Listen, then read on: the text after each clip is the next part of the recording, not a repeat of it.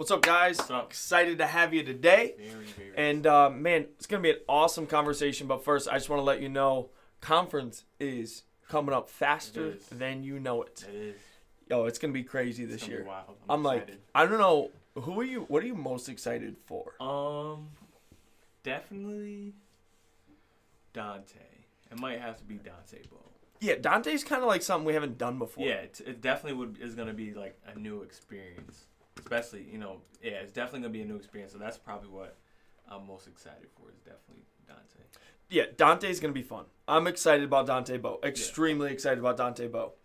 I'm going to hop on here. We're going to share this real quick. So we're not being rude. We're just going to share the video. But if you can help us and share the video, I'm extremely excited for this conversation. Conference is coming up. It's 100% free. July 30th, 31st, and August 1st. It's a Thursday, Friday, Saturday this year. And, man, I'm telling you, it is going to be out of this world. Yeah. It's crazy. Every year gets better. Like, better and better and better and better and better and better. And, man, this year we have there we go. Buddy's trying to give you guys a crazy echo in your ear. Yeah, I apologize. But, man, I'm excited about it. It's Ted Shuttlesworth Jr. going to be here as always. That is that's family right there. Yeah. Pastor Chris is going to be back. Nice. Been serious every time. Bringing back the one and only Manny Arango. I know y'all are excited about that. Yeah, he's great. Bringing in someone brand new this year, and his name is Brandon Cormier. I'm telling you, Brandon is a beast. Talk about the prophetic and just he's out of this world. You're going to love him. Dante Bow, Co-Air Collective. It's going to be insane. And we're even we're going to announce this. We're going to announce two things soon. One, I'll just tell you now. We're going to do assigned seating this year. So we're going to release that really soon. And then the second thing that's going to be crazy is that Saturday afternoon, we're going to do something we've never, ever, ever done. And I'm not going to tell you what that is yet. But, man, we just sent out some invitations, and I'm excited about it. If you want more information, you can go to theuproar.org. Someone write real quick in the comments, theuproar.org. And this is for youth and young adults. It's like 12 to 30. Yeah. And you're like, well, that's a huge age gap. I'm telling you, trust me, it's ministry for anybody. We got 60-year-olds that are like, can we come and help at conference? Just because they want to come. So, man, all that's going to be out soon, but we're really excited about it. Empowering pastors in like a month. And it's just so cool, everything that's happening. Dates got changed for Pittsburgh one night, April 24th and 25th, and then we're going to be in New Jersey, May 29th through the 30th. Yeah. It's just everything that's going on is going to be so stinking cool. But we want to have a conversation with you weekly. We want to have these kind of talks, and I'm excited about it. I believe in the next couple weeks, Buddy's going to be launching podcasts all about apologetics, which if you don't know what that is, it's just, man, how do you stand on your Christian faith? I think that's a conversation we need to have. And then Mindy, my wife, is going to be starting a girls podcast, and she's really excited about that. So we got a bunch of really cool things happening. What's up, Morgan? It's good to see you on here. We got a bunch of really cool things happening, and just stay connected. Man, go ahead and follow things, all that, and it's gonna be cool. We're gonna be starting a spiritual emphasis week, which I think is gonna be really cool. Really fun. I'm really excited about that. We'll put more about it. Like, if you're not following us on Instagram, go follow us on Instagram right now, the Uproar Conference. And Spiritual Emphasis Week is going to be really cool. It's going to be as simple as this. Ready? Monday through Thursday, it's a 6 to 6 fast, which is really easy. We'll do a Zoom call Monday nights. We'll do like an Instagram story of your prayer requests. So we'll cover prayer requests. We'll share a little bit what's going on. Tuesday is going to be an evangelism focused day. So go tell somebody about Jesus. Yep. Wednesday, we're going to send out a blog in the morning. I'm really excited about that, actually. Just something that's on our heart to challenge you, to equip you. And then Thursdays is going to be spend that lunch hour with Jesus, which we should be doing anyways, but just to make sure, spend that hour with Jesus. And I'm excited. It's all get out. There we go.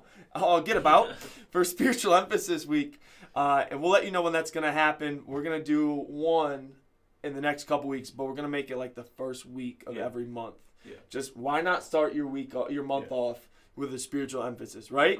Yeah. So the conversation today, and I'm going to let Buddy introduce it, I'm really excited about it, but it's easy as I feel like Christianity doesn't have an impact on my life, or I feel like Christianity is no longer relevant for me. Yeah. And we've heard this a lot. Yeah, I definitely hear it a lot, especially, with people around my age, and they say, well, like, I believe in God, I believe in a higher power, but I don't think it entails or is in line with, like, what Christianity believes or what the Bible believes.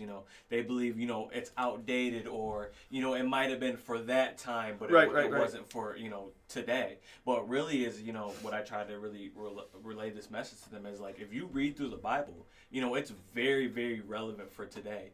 And a lot of things that people don't even know is that there's a lot of things that culture has even, taken from the Bible or from God. You said taken. Taken. Oh, taken, man. Sorry, but you understood what I meant. Yes. Taken. They have taken from the Bible, and they try to formulate it and make it their own, but really it originated from Christianity. Oh yeah, like, talk about some of those things. Yeah. So like, one of the things I see a lot is a lot of people say, well, I'm gonna speak it into the existence. Right. I'm gonna speak it into the existence. I'm gonna get this job. I'm speaking it into That's the Bible. existence. I'm gonna get this money. I'm speaking it into existence. But that's in the Bible. And in Proverbs chapter 18 verse 21 it says, "Death and life are in the power of the tongue, and those who love it will eat its fruit." That's literally Bible. I hear people they all the time. There's like I forgot. I think it's called like New Age religion or something like that. I forgot what it's like, this new up and coming religion where it's like good vibes, bad vibes, things like that. Mother Earth. Like the universe. A lot of these concepts are straight from God. Yeah. Another thing is like you reap what you sow, or like karma. Yeah. It's like if you do good, you'll get good things. If you do bad, you get bad things. That's literally Bible. In Galatians 6:7 it says, "Do not be deceived. God is not mocked. For whatever one sows, that will reap." It's true. 100%. It's Bible. This is Ish? literally stuff that I hear people say all the time. Well, I believe karma will do its job. I believe I know I'm gonna get this job because I'm speaking in existence. And the little do they know is that these same people, they're speaking the word of God to your life. Even to morality. I was actually that might be one of the biggest ones. It is the biggest one. I was actually going through which is also another shameless plug is I don't know if should we announce this now? Huh. About I'm excited about this. No, we're gonna announce this. Okay. At leadership conference, so and then we'll tell everybody else for about this. But I was going back through some of my old notes, and morality is even a concept that the world is trying to take into today, because without God you really can't have a moral measuring stick. Right. I mean, God spoke. He said, "I will write my laws upon their hearts." You can't really have a measuring stick, because if there's no God, if there's no absolute, what I say good can be completely different than what someone else says good. Easy. But people know right from wrong. People know killing is bad. People know stealing from someone, taking something that is not yours. Even lying, like even Julian lying. just turned 3, so my son just turned 3. I didn't have to teach him that lying's bad. Yeah. He lied and then tried to cover up that he lies. Mm-hmm. You see that with children. Exactly. Morality is written on our hearts. It's not like some rocket scientist thing. It's not something that and people are like, well, morality's different everywhere you go. In small areas, yes. But in the general theme and scheme of biblical, lying is something that is immoral across the board. Yeah. Murder, immoral. All of these things, we can agree. It's really simple to say, like, immorality or morality is written on our hearts by God. It's very relevant. God is very relevant. And this is interesting when people are like, well, Christianity is not relevant to my life. Mm. Well, like, man, that would be crazy, because if someone were like, well, cancer is not relevant to my life. Well, it might not be. Yeah, but it's still a real thing. And you can't just ignore the fact that cancer is in people's life. Exactly. Or you imagine someone was like, well, the lottery is, it doesn't matter. It's not relevant. Yeah, unless you had a winning ticket. Yeah, and then it's becomes very relevant. It's the most important thing in the world to you at that moment. Or it's like, I like using this analogy a lot. It's like, well, you could believe that a jail or prison is not real all you want, but if you break the law and you get convicted for it, the jail is very real, regardless if you believe it's real or not. Unless you're in New York, then you just, until trial date. And you just do whatever you want. But, regardless, just because you think it isn't currently relevant to your life doesn't mean it doesn't have an impact or isn't relevant overall. Right, and I think it's interesting because, like, Christianity really has always been prominent Yeah. since Jesus, even before Jesus. Belief in God has always been prominent, but it's interesting where we are now because I think it's even more prominent because we believe we're getting closer to the end, and the closer we get to the end, the more prominent it's becoming. Because it's like, man, if something's on fire, if there's a forest on fire, you're on the other side of the forest. It's not a big deal. Yeah. If it's on the other side, until it gets there, until it gets to you, and it's like, oh my gosh, wow. This is crazy. Yeah. Like I was watching videos of some of these forest fires that have been taking over like nations, and it's so sad. Yeah, it is. Because like it's crazy to me because people will be like fleeing their home and the flames are like literally right there. Yeah. It's like, why didn't y'all leave earlier? Yeah. Like, why did you wait so long? Yeah. And I think that's just kind of like a human condition to kind of wait it out and see, like, is this really going to be as bad as it's got to be? Mm-hmm. But that's a terrifying place. Like, please don't wait to find out if the negative is actually going to be the negative. Yeah. Because there's a positive side to it. And like, Christianity's never been more prominent, but at the same time ignored as much as it is right now. Like, man, I think Christianity has gotten such a terrible name. And I hate that. Like, I think if you were to relaunch Christianity with a different name, people are like, hey, oh, that's amazing. Yeah, I agree. But we're not going to do that. It's 2,000 years old. It's something that's been established. Yeah. And I think, I love how Mike Todd says, is like, we're here to represent what Christianity has been. I like that. It's such a cool way to do it. It is. And like, man, there's this thing called nonism. And have you looked up what nonism is? I've heard it. Yeah. I don't think I know the full. It's pretty crazy. So like, past generations, it's either been like, I'm Christian, I'm agnostic, or I'm atheist. A moment of honesty, I couldn't figure out how to take these fluorescents out, and they're hot. So we taped them up for today. But I'm taking them out next week, or else I glow like dang Casper the Ghost. But past generations, and this is really crazy, it's been Christians, agnostics, atheists, or another religion. Yeah. Now what we're having in this generation is called a nonism, or literally an entire section, it's like up to 25% of this generation claim to be nons, which is they have no religious affiliation. They don't even think about it because they don't believe it's relevant for their life. Isn't that crazy? Where you look at them like, are you an atheist? Well, I don't know. I don't really care. Are you agnostic? I don't really care. What about religious? No, it doesn't affect my life. Wow. So we have a whole generation of people where it's like non-existent to them. That's crazy. How sad is that? That's extremely sad because that's like people with $1 million lotto ticket and they just don't know. And at the same time, people with a cancer, like a stage 5 terminal cancer, and they don't know. Yeah, I feel like people get to that because it's easy. It's just easier for them. Well, if I just ignore it, my gosh, I know I run into a lot of people where they have their trouble with following after Jesus isn't really like they try to hide behind there isn't facts for it, or there isn't proof. Right. Their real biggest issue is if these facts and proof is actually true, then I have to follow what Jesus says. I have to change my lifestyle. And people don't like change. Yeah, people don't like change. And they're comfortable where they are. And man, hey guys, we don't want to just talk at you. Share some stuff down below too. I want to have a conversation with you. That's interesting. And you're right. We see that all the time where people are like, well, I'd have to change and I like to do what I do and I don't want to do what y'all do. Yeah. Basically, like, I love my sin. Yeah, pretty much. Which is terrifying because that's not really denial of Christ. Yeah. That's just, they don't want to deny themselves. Pretty much. They want to continue to do what they're doing. Mm-hmm. But like, man, ignoring something so real doesn't make it not relevant. Yeah. And I think that's the scary thing is we have so many things we can fill our life with, and we ignore things that are so important. Yeah. Which is really sad. And like I said earlier, it's like if we just ignore Christianity and believe it's not relevant for our life, what we're saying is I have a death sentence that I'm ignoring, and I also have a $600 billion lotto ticket that I'm ignoring at the same time because I don't believe it's relevant. Yeah. Because the wage of sin is death, but the gift of God is eternal life. So not only are we ignoring death, but we're ignoring life and all of God's promises at the same hand. Yeah, it's true. And I think it's twofold really is why people would say it's not relevant is one, they don't understand and they don't know where to look and who to talk to and get understanding. Mm-hmm. Or they saw like one is ignorance. Yeah. And so many people have seen this one thing on Facebook. Yeah. But they're always like so dumb, right? It's like, if the love of money is if money is evil, then why does church ask for it? Yeah, like, or like I seen the stupid one. The love of money, dummy. It's like they had a picture of like a painted picture of Adam and Eve, and they're like, well, if Adam and Eve were the first people on Earth, then why do they have belly buttons in the painting?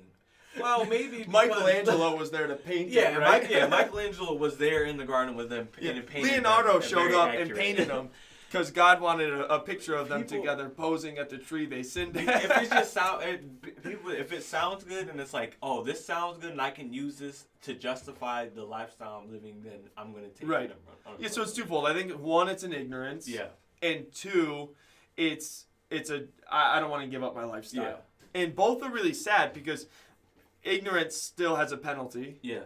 And on the same side, man, not giving up something for Jesus is like you're just cheating yourself because whatever Jesus has is always greater. Yeah, it's very true. And it's really sad. So is Christianity relevant? It's 1,000% relevant, and I believe it's becoming more and more relevant because we're getting closer and closer to the return of Jesus. And some people are like, well, the world's just going to get better and better. No, that's not what the Bible teaches. The Bible teaches it's going to get worse. It's going to be like the days of Noah. In Sodom and Gomorrah, where the whole world was full of sin. It was all horrible. Yeah. And I want you to realize that Christianity, even though you might be ignoring it, is not relevant. It is 1,000% relevant. Very relevant. You got a comment there, go ahead and read it. But like, even think about like famous like morality. So like, how does Christianity impact your life? We talked about morality already. 100%, I agree. Is that like a relevant comment to get into? Let's see. They said, I ignored God for so long, it wasn't until I truly accepted him that my life was completely changed. Yeah. I didn't want to hear it. I wanted to live my life, not the life that Jesus had for me, not the life that he created me to live. God surrounded me in his love and changed me forever. So yeah, like, you know, that you see with a lot of people, they really don't want to hear like, well, you know, if you want this, you're going to have to, you know, give up this. It's sad how many people are scared of change. Or even the unknown, right? Yeah, or the unknown. The unknown. I've seen so many people like, well, I'm going to give my life to Jesus, but I'm just not sure what would happen. Yeah.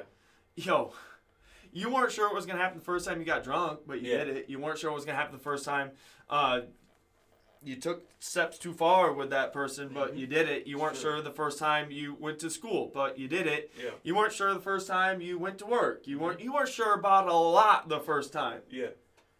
And this is like an eternal thing. Yeah. It's pretty crazy. Terrell, I miss you, bro. But it's pretty crazy, man. Like, it is 1,000% relevant. So morality is relevant in our life. Very relevant. And we know the world is getting worse and worse and worse and worse in a moral standard. Yeah. But I'll tell you what, I've never felt like I missed out on something. And I live both lives. I've never, since giving my life to Jesus, felt like I missed out on something. Yeah. Because my morals kept me from it. Yeah. I've actually felt more blessed. Like, man, I don't have to worry about my wife cheating on me or cheating on my wife. I don't have to worry about doing something when I'm drunk that was stupid. My morality is keeping me safe. It's not robbing me of something. Yeah, it's definitely because I still, you know, from time to time, you know, my friends, they still, you know, invite me. Yo, just come to the bar, or you know, just come. We're just gonna, you know, you don't have to drink or smoke or mess with any of the girls, but they're just gonna be there.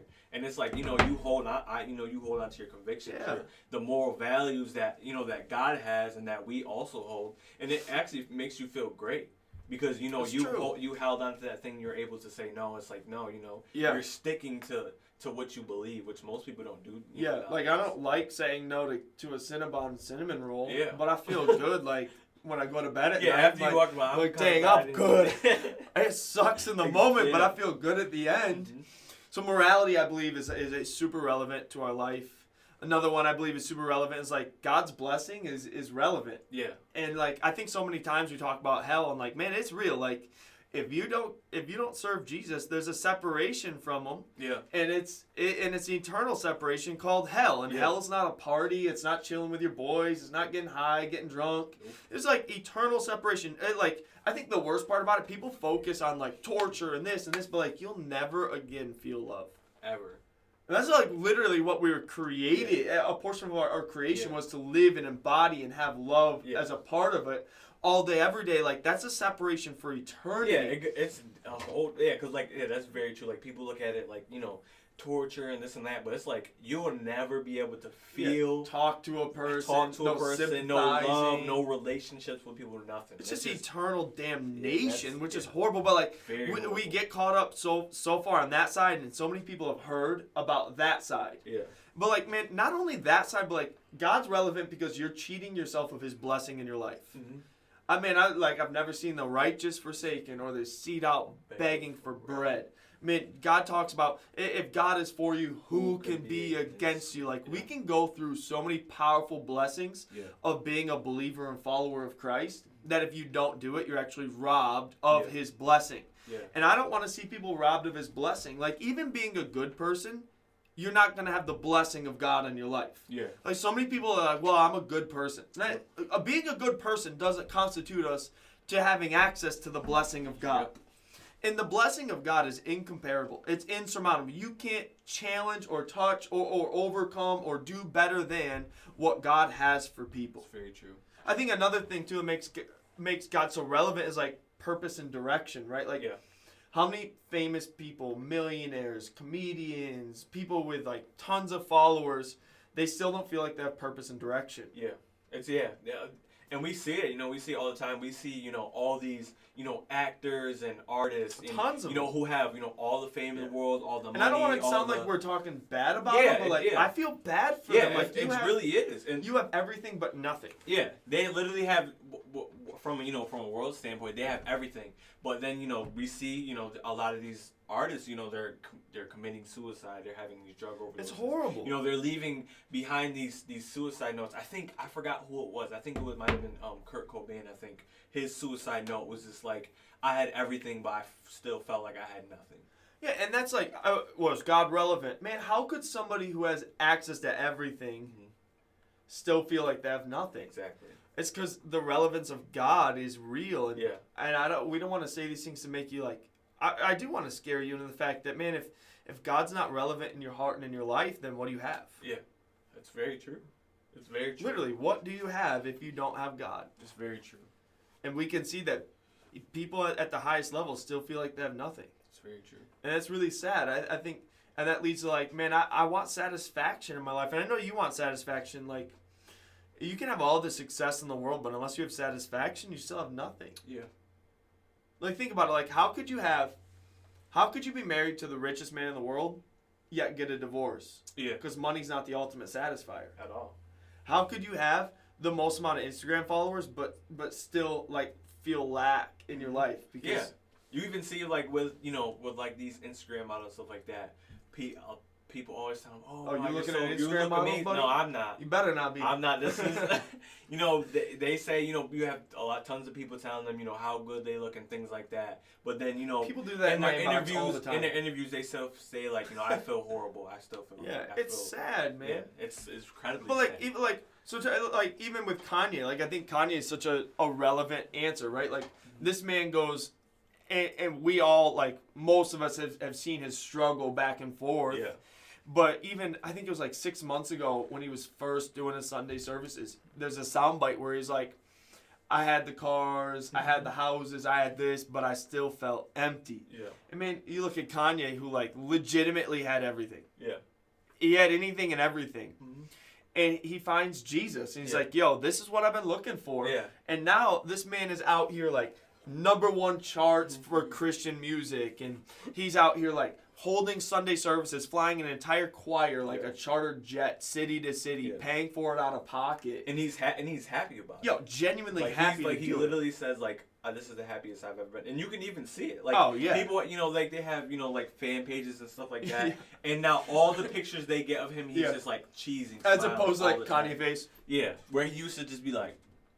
But now he's like has everything. The most crazy, and at first it's like, yo, this looks mad weird. Like Kanye genuinely looks happy. Yeah, and it was like, yo, this looks weird. Who is this man? Yeah, and it's like a lot of people, it's really weird. It's kind of funny how it's so weird to people, to see people genuinely happy. It's true. Like I remember, you know, at my job, I remember they were like, you know, they you know, if you don't know, they think our church is a cult.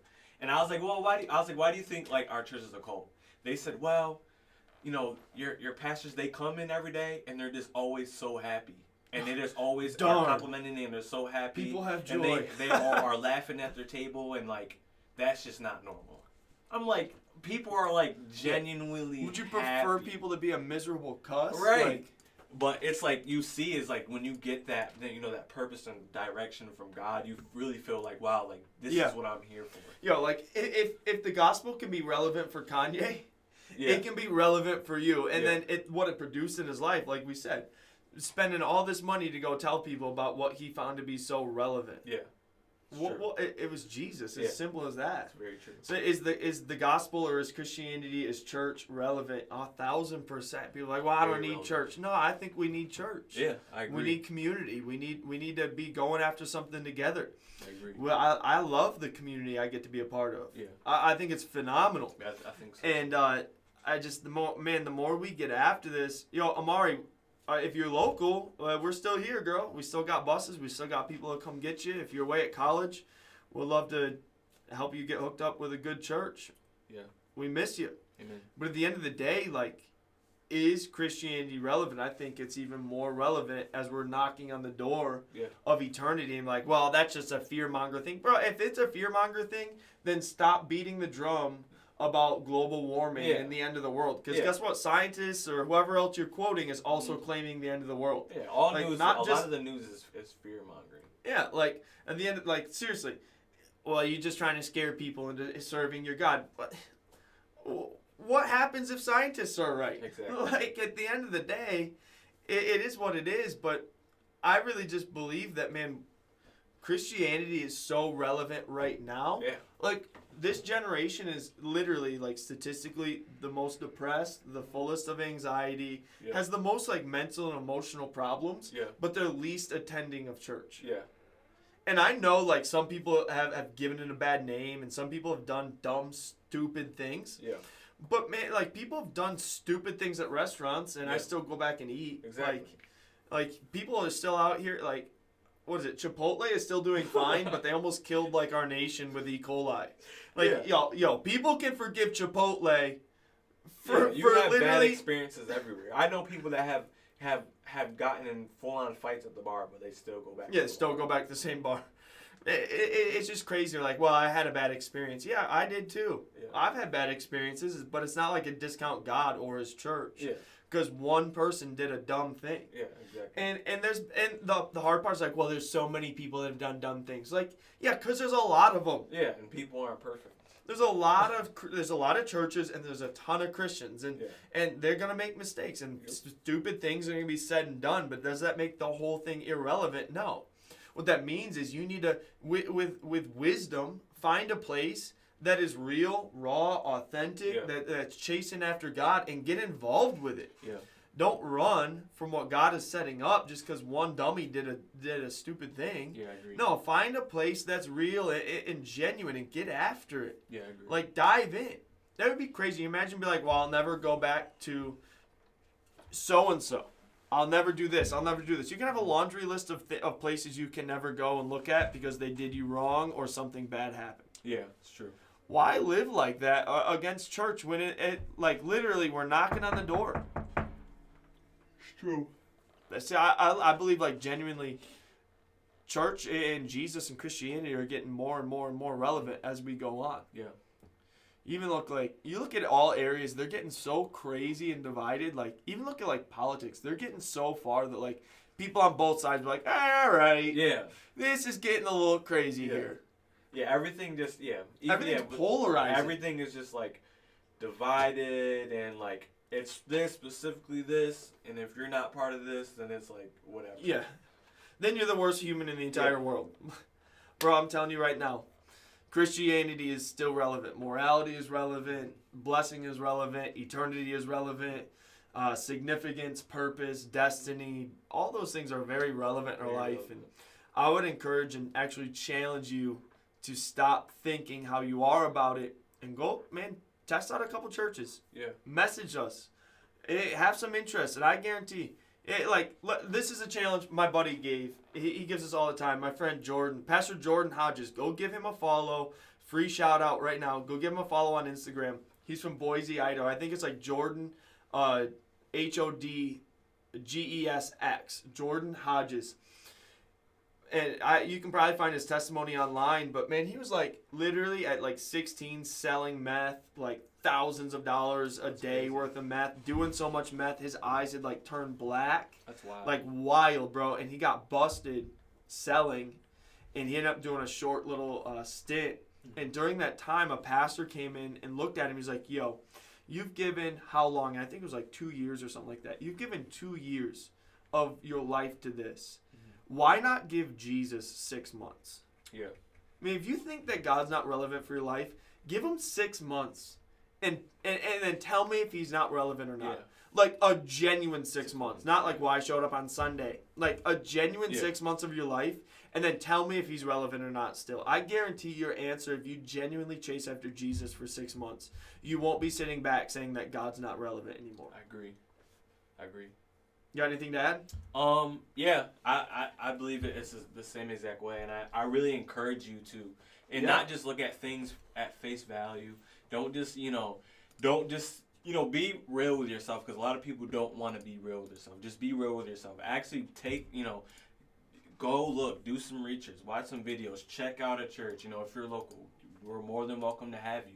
Hit up some people that you might know that go to church and, have a relationship with Jesus. Talk to them about it. Don't just, sit and dwell on, well, I don't believe it's for me, and, and lie to yourself, because, we can be our biggest deceivers. Yeah, we easy. can trick ourselves the best. Really be open about it. And like he says, give it a genuine 6 months, and we pretty much guarantee your life will be changed for the better. 100%. So look, I want to pray for you real quick.